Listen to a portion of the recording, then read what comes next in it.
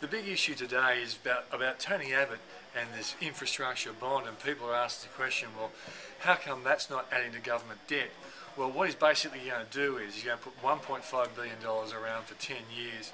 He's going to say to private organisations, identify a project, put together the amount of money, create these bonds, and people like you and me could say take a $1,000 bond, we could be offered say 10% for it, but more importantly we'll get a 10% tax rebate. So the only impact on the budget will be whatever that tax rebate how it affects the actual budget. So as long as there are spending cuts that are bigger than these tax rebates that affect the budget, well then there's no increase in debt.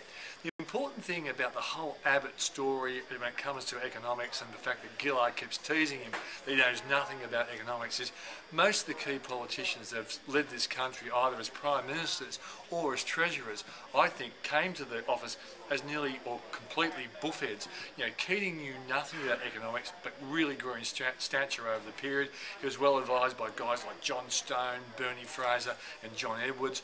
Costello, once again, came as a lawyer, didn't know much, grew in stature in the job.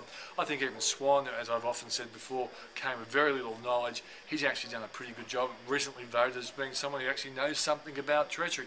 The reality is Ken Henry is the guy who's going to run the economic policy of whoever wins the election on Saturday, and therefore we won't be misled by stupid economic nincompoops. We will actually have some pretty good policy because the Treasury, despite the mistakes they made with resource tax, have a pretty good record.